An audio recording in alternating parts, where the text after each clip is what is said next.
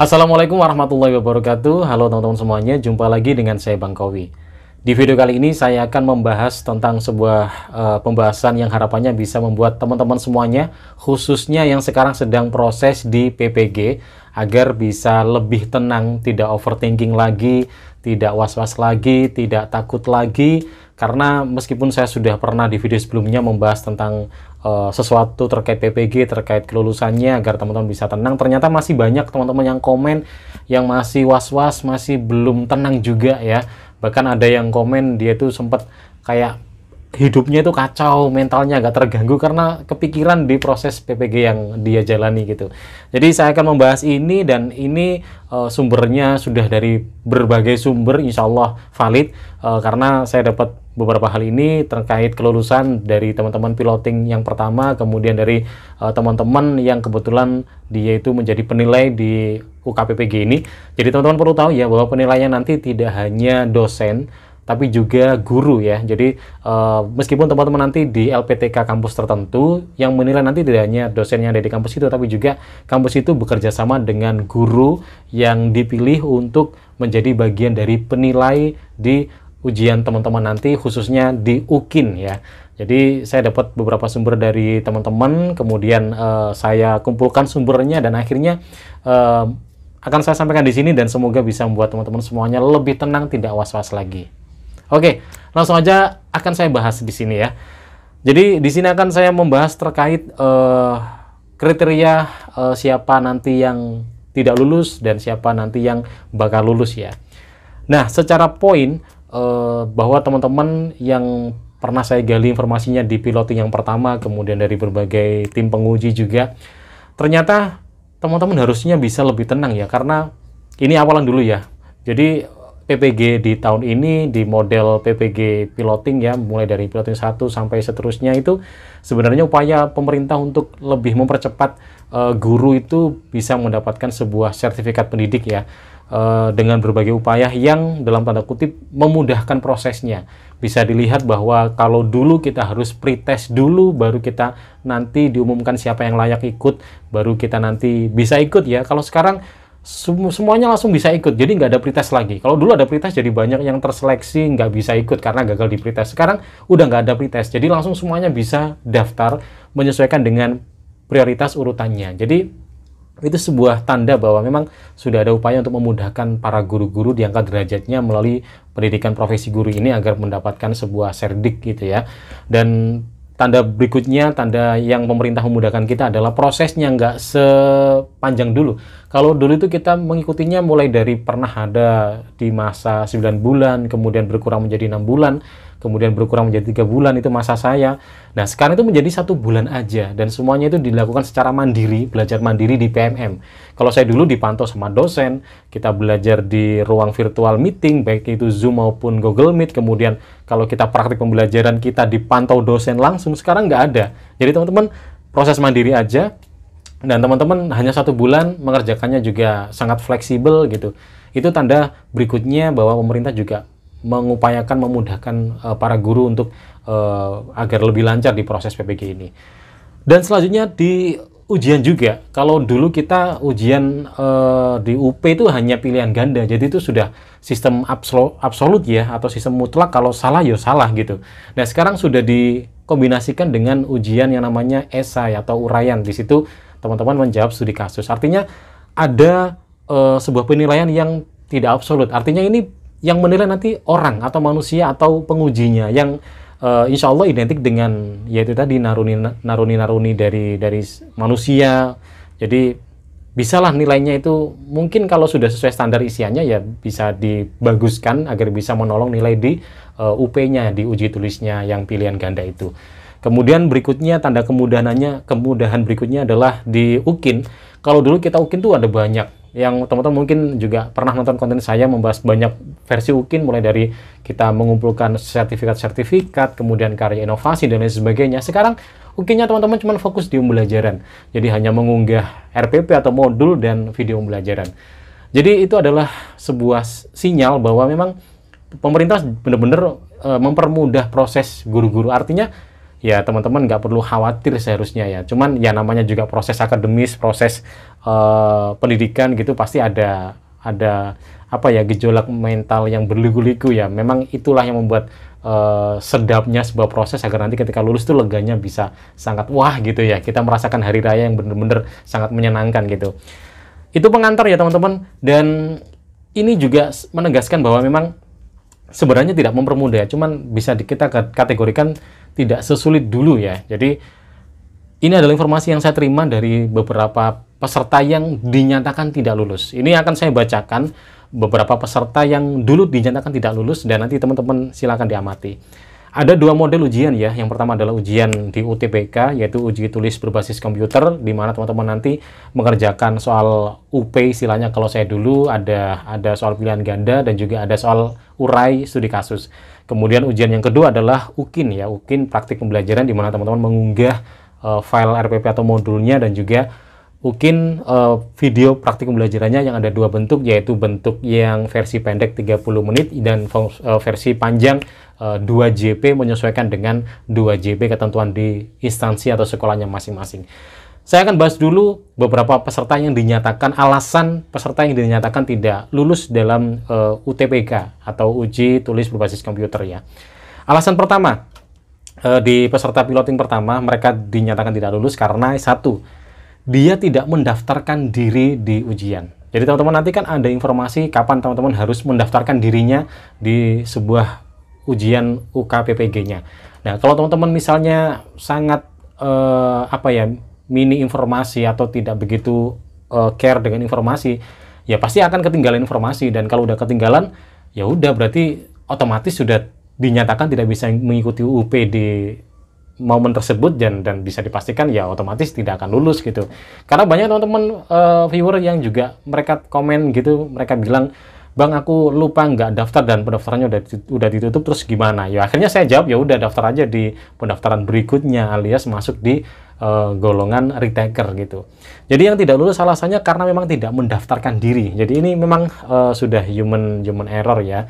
Jadi ya kesalahan pribadi yang tidak terlalu konsen dengan informasi. Kemudian kedua adalah alasan tidak lulus adalah mereka tidak mengikuti ujian. Mereka sudah daftar, cuman mereka lupa waktu pelaksanaannya, karena memang ya namanya juga manusia ya, tidak luput dengan yang namanya lupa gitu. Apalagi pesertanya juga banyak yang sudah udur usianya, udah senior gitu. Ada beberapa yang sudah lupa, jadi harusnya pelaksanaannya di tanggal katakanlah 12, dia lupa 13 baru ingat, loh ternyata di ujianku tertulis tanggal sebelumnya, dan dia sudah terlewati, ya berarti dia tidak dianggap tidak mengikuti ujian, berarti ya otomatis dia tidak lulus gitu. Kemudian yang ketiga adalah dia mengikuti ujian namun terpental. Jadi terpentalnya itu di awal-awal, jadi baru mengerjakan, belum banyak soal yang dijawab, katakanlah 10 soal lah, dia belum menjawab tuntas semuanya, bahkan studi kasus belum terjawab, terpental gitu, ya sudah, ya dia nggak bisa balik lagi, ya otomatis tidak ada pengulangan lagi, dan otomatis kalau mau ngulang ya dia ngulangnya di retaker. Artinya pihak penyelenggara tidak ada toleransi, karena sebuah kejadian seperti ini sudah diwanti-wanti dengan kegiatan sebelumnya, yaitu simulasi. Teman-teman nanti kan ada simulasi. Nah, simulasi itu tujuannya adalah untuk ngecek kemampuan sinyal di lokasi teman-teman, termasuk standar ruangan yang akan digunakan ujian. Jadi simulasi itu penting. Simulasi untuk ngecek. Bahkan banyak teman-teman yang dia itu dari pedalaman yang susah sinyal, akhirnya harus pergi ke kota, nyewa tempat untuk bisa mengerjakan ujian di PPG. Bahkan ada yang nyewa hotel, ada yang nyewa kamar penginapan agar mereka bisa punya ruang private yang nyaman dan juga sinyal yang memadai gitu. Jadi memang kalau ada terkendala sinyal saat pelaksanaan kemudian terpental seperti ini, ya nggak ada toleransi, karena memang hal ini sudah diharapkan tidak terjadi saat simulasi. Nah, simulasi itu kan tujuannya untuk ngecek keamanan dan kenyamanan segala hal, mulai dari ruangan dan juga standar internetnya juga gitu ya. Kemudian alasan yang berikutnya, yang kelima, yaitu peserta ini tidak mengisi uraian studi kasus. Ini banyak sekali kasus seperti ini yang dibahas oleh para penguji, entah karena sistem komputernya yang error atau bagaimana. Jadi ketika mahasiswa sudah sampai pada pengisian studi kasus, tiba-tiba ada kolom isian yang tidak bisa diketik gitu. Jadi ketika mereka studi kasus itu mereka nggak bisa ngetik apapun gitu. Dan mereka diem aja, nggak berani konfirmasi. Nah, ini yang perlu teman-teman catat, bahwa ketika mungkin hal ini terjadi di depan teman ya, Katakanlah ketika simulasi semuanya lancar aja. Tapi ketika pelaksanaan kok tiba-tiba ada hal seperti ini, langsung teman-teman bisa konfirmasi ke panitia agar panitia bisa melakukan apa ya, semacam kayak refresh ulang untuk akun teman-teman. Karena kalau teman-teman diem aja, karena banyak seperti itu dan mereka diem aja dan nggak lapor, akhirnya ya udah, akhirnya studi kasus nggak terisi. Jadi ya penguji tidak bisa memberikan nilai karena nggak ada sesuatu yang bisa dinilai secara logis gitu loh. Kalau misalnya penguji memaksa menilai tapi ternyata isian uraian itu kosong, kan juga bahaya karena kan ujiannya dipantau oleh pusat gitu ya. Jadi harus ada isiannya biar penguji juga bisa menilai. Kemudian berikutnya di UKPBK, di UKIN praktik pembelajaran ini juga banyak sekali yang tanya, apalagi yang berhubungan dengan durasi ya. Nah, teman-teman bisa dicatat bahwa ini beberapa informasi dari beberapa penguji ya. Teman-teman juga sebenarnya bisa loh mengecek beberapa sosial media para penguji karena mereka juga bikin konten juga. Apalagi di TikTok tuh banyak sekali penguji yang bikin konten ketika mereka menilai, menjelaskan ini itu dan lain sebagainya. Bahwa mereka mengatakan bahwa dari 2 video ini mereka tidak menyimak atau menonton 2 video secara lengkap ya. Jadi ada 30 menit dan ada yang 2 JP. Ini nggak dilihat semuanya. Yang pertama, prioritas utama yang dilihat adalah di 30 menit. Jadi ketika video 30 menit ini sudah aspek-aspeknya semuanya sudah terpenuhi dalam aspek penilaian. Jadi kan ada aspek penilaian sekitar 30 sekian jumlah kriteria yang dinilai. Kalau semuanya sudah tampak, ya sudah cukup 30 menit ini yang bisa dijadikan sebuah dasar penilaian si penguji tersebut. Tapi ketika 30 menit itu ada kriteria yang tidak terlihat misalnya, barulah penguji akan melihat yang versi fullnya untuk melihat bagian-bagian yang mungkin tidak terpotong dan tidak terinclude di video yang diedit 30 menit itu. Jadi itu teknik para penguji. Karena kalau melihat dua-duanya langsung nggak mungkin karena waktunya sangat panjang sekali dan mahasiswa yang dinilai itu sangat banyak sekali gitu ya teman-teman. Nah, kebanyakan yang tidak lulus ini dari piloting pertama ya. Ini laporan dari yang sudah saya cari. Yang pertama adalah satu, ini juga sebenarnya sudah saya sampaikan di video-video saya sebelumnya ya. Satu, karena file link tidak terbaca. Jadi ketika penguji itu ngecek di unggahan mahasiswa atas nama A misalnya, kemudian dilihat di link itu ternyata nggak ada linknya, masih kosong, nggak terkirim gitu ya. Jadi nggak ada link yang dikirim, akhirnya ya udah nggak ada yang bisa dicek, ya otomatis dianggap tidak mengumpulkan. Atau ada linknya tapi ketika diklik linknya nggak bisa dibuka karena dibatasi aksesnya. Nah, sebenarnya banyak penguji yang pengen membantu mengkonfirmasi mahasiswa tersebut agar aksesnya dibuka gitu, tapi kan nggak tahu akses untuk menghubungi para pesertanya gitu. Dan banyak yang penguji itu dikejar waktu karena waktu menilai kan nggak banyak harinya kan, jadi dikejar waktu. Akhirnya mereka ketika ada yang nggak bisa dibuka karena akses dibatasi, ya sudah langsung di skip aja, langsung menuju ke peserta berikutnya.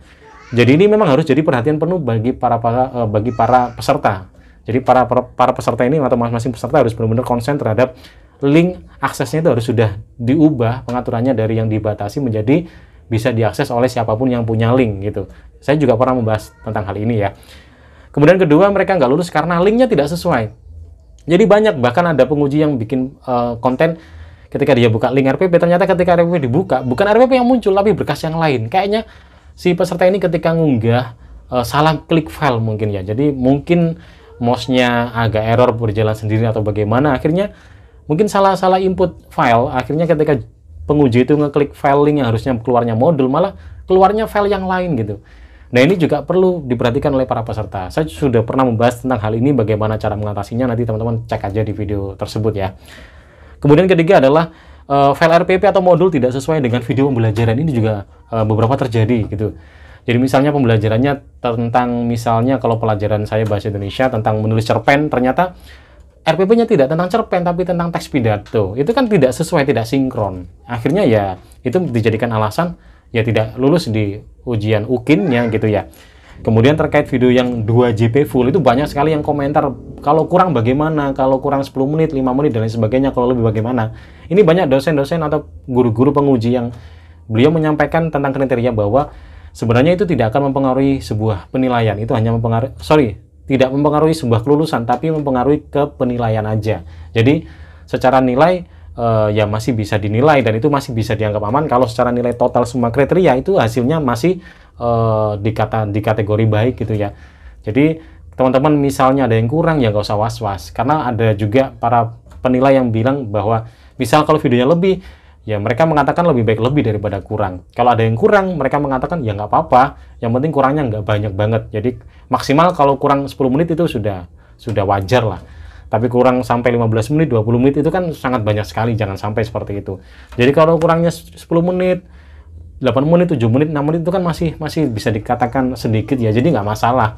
Dan mungkin hanya berpengaruh di penilaian aja, di penilaian durasi.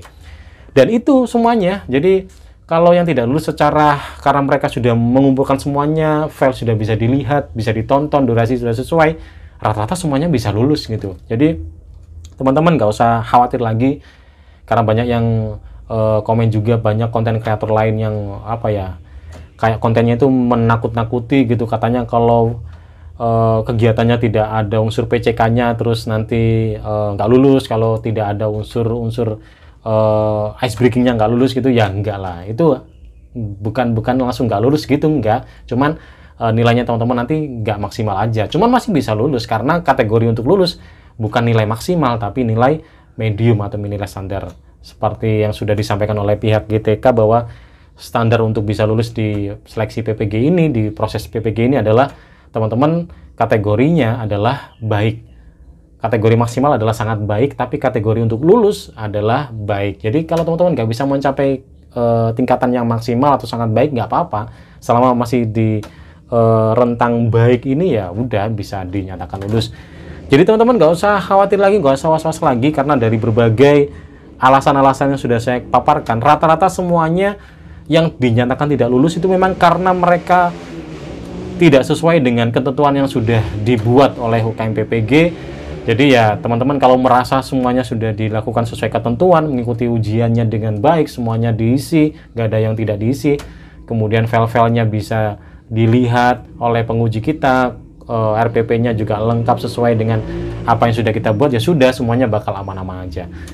Mungkin itu teman-teman yang bisa saya sampaikan, yang tujuannya agar bisa membuat teman-teman bisa lebih tenang gitu ya, nggak kepikiran lagi ya. Jadi mudah-mudahan ini bisa membuat teman-teman yang overthinking bisa menjadi lebih santai, yang panik bisa lebih tenang, yang takut bisa menjadi lebih tidak takut lagi gitu ya. Dan silakan teman-teman yang sekarang mungkin sudah melaksanakan ini, kok ada informasi tambahan lagi tentang yang tidak lulus, bisa juga ditulis di kolom komentar untuk menambah wawasan bagi teman-teman yang lainnya. Sukses terus untuk teman-teman yang lagi proses PPG, apalagi yang sudah di tahap akhir, yang akan mengikuti ujiannya. Saya doakan semuanya bisa sukses. Ingat, laksanakan semua ujian dengan tenang, karena dengan ketenangan semuanya bisa terlaksana dengan baik. Karena kalau teman-teman udah tegang, takutnya nanti kelupaan ini itunya gitu ya. Thank you udah nonton. Mudah-mudahan sekali lagi bisa lulus semuanya lancar dan bisa mendapatkan energi sesuai yang diharapkan, dan bisa merasakan bagaimana berkah manfaatnya dari yang namanya Serdiknya. Terima kasih, kita jumpa lagi di video berikutnya, dan sampai jumpa. Assalamualaikum warahmatullahi wabarakatuh.